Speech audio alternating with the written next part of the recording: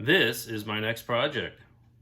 So welcome, and it's Mike Mikowski again from Gilbert, Arizona, and we're going to do some more space modeling videos with the Baran series. It's about wrapped up.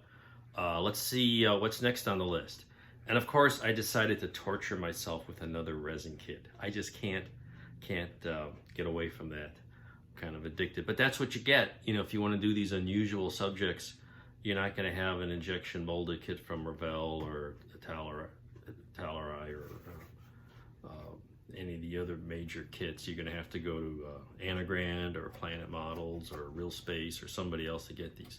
So I thought I'd try something a little simpler than, you know, a half dozen Baran models and even the Baran Energia, which is a big model with lots of parts. So I was going through my stash and I said, oh, look, the MiG 105 11 EPOS, which is like airplane experimental. They're a little space plane. It's sort of a predecessor to the Cosmos 1445 series, the Bohr 4, I think it was called. And they actually did some flight tests with this started in the 60s, but I ran into the 70s as well. Anyway, so here again, it's another Anigrand kit. It's resin, 70-second scale, pretty simple. It's got a top half, and I started working on this. It comes with a vacuum form transparencies, but it was going to be really tricky to work. So I decided to cut out the front part and replace some of the separators here with just pieces of styrene strips. And I've got that painted up, a little putty on the outside. But you can go look up your own references. But here's a quick photo of this thing. It's got flat plate, 3 windows, a couple little side windows, and they were all done with vacuum form type transparencies for this. I'm gonna go with, so I cut them out. I replaced the front ones already with little sheets of some clear styrene or some sort of acetate. The smaller ones, I'm just going to use the Testors clear parts, which you can make windows this size. You just fill it up. I did that on a recent project. So the smaller ones, I'll just fill that with the clear window maker a little later on. So you got to do all this before you can start work on the fuselage, because it's got an interior that, if I can find the interior, I'm so prepared. Here it is. It's right in front of me. It's got a little cockpit interior.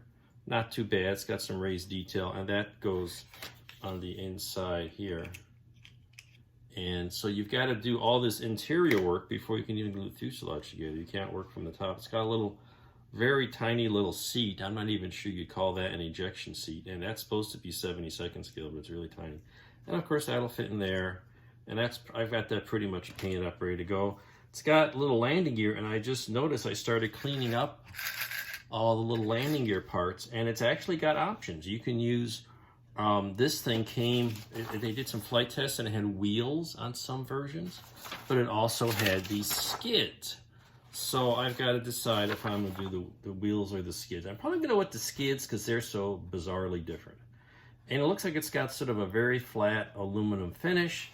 This comes with some decals. Very basic, but adequate. And then this will go together here, and doesn't seem to fit too badly. These landing gear look kind of complicated, or maybe not. And a couple little parts for the back, some wings, and a tail fin, and pretty straightforward. So this will not be a series of 41 videos, probably 2 or 3. But that's what we're working on next. And if nothing else, it's kind of fun or educational for folks who don't build a lot of resin kits. Be happy to show you. We'll walk through that process with this. Of course, a lot of these have been resin kits, but here's a smaller, simpler one. Maybe you want to start with something like that. So stay tuned and have fun modeling. Stay safe out there. Bye for now.